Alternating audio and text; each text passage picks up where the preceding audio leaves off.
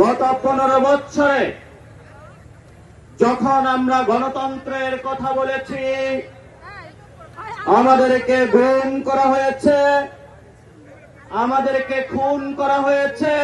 সাংবাদিক বন্ধুগণ, রাজনৈতিক নেতৃবৃন্দ, আমাদের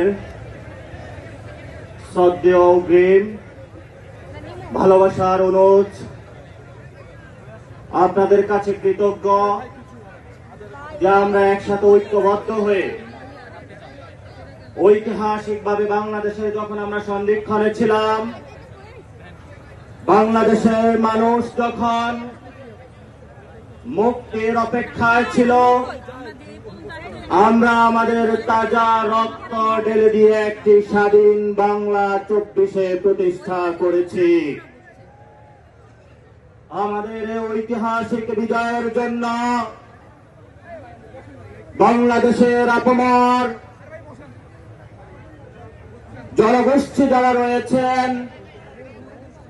বাংলাদেশের শিকড়ের বিদেশে এবং বিভিন্ন জায়গায় যারা রয়েছেন, অক্লান্ত পরিশ্রম করে জুলাই বিপ্লবে অংশগ্রহণ করে বাংলাদেশের স্বাধীনতার সূর্যকে নতুনভাবে উদিত করেছেন। আজকের এই ঐতিহাসিক আরেকটি সন্ধিক্ষণে আমরা এখানে একত্রিত হয়েছি।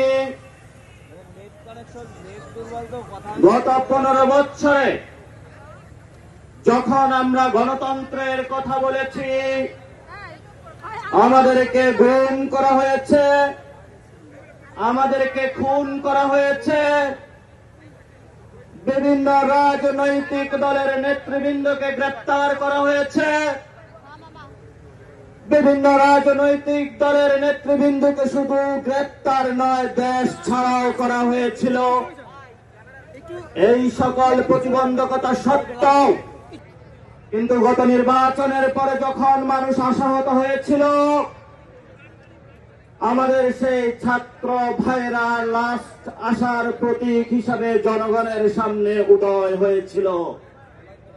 আমরা এই জন্য যে সকল রাজনৈতিক বৃন্দ, দল, পক্ষ, গোষ্ঠী গত 15 বছরে নির্যাতনের শিকার হয়েছেন, হামলার শিকার হয়েছেন, গণগ্রেপ্তারের শিকার হয়েছেন, দেশ ছাড়া হয়েছেন, জীবনের আর্থিক মূল্য খুঁয়েছেন, আমরা তাদেরকে আজকে এই মঞ্চ থেকে সংগ্রামী অভিনন্দন জানাচ্ছি। আজকে তারা এখানে আমাদের সেই বিকাল 3টাতে উপস্থিত হয়েছেন। আমরা যত সময় উপস্থিত হতে পারিনি, ঢাকার মধ্যে প্রচন্ড জ্যাম, আমরা আপনাদের কাছে দুঃখ প্রকাশ করছি।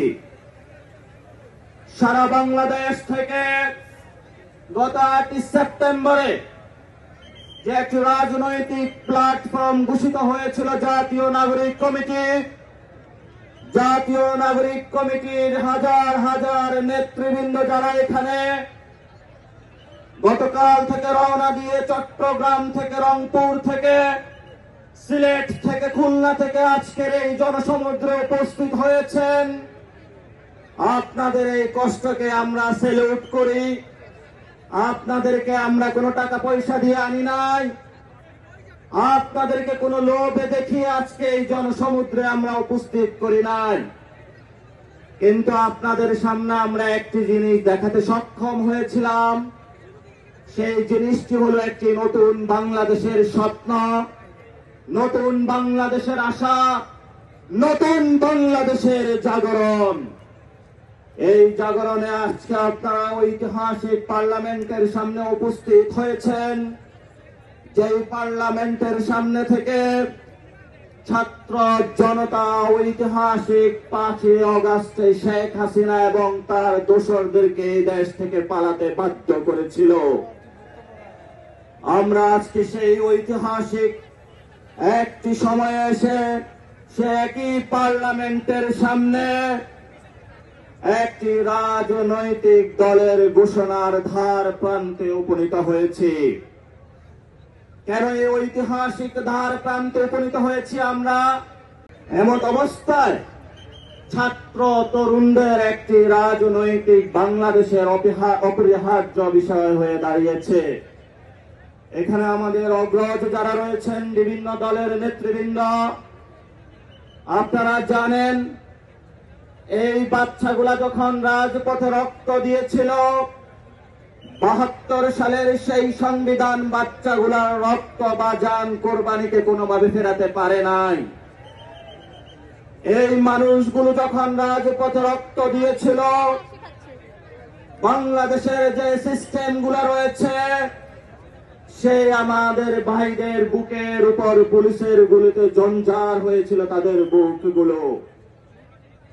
এমন কোন রাষ্ট্রীয় প্রতিষ্ঠান বাংলাদেশের বাকি ছিল না যে একটি প্রতিষ্ঠান আমাদেরকে ভাইদেরকে রক্ষা করতে পেরেছিল।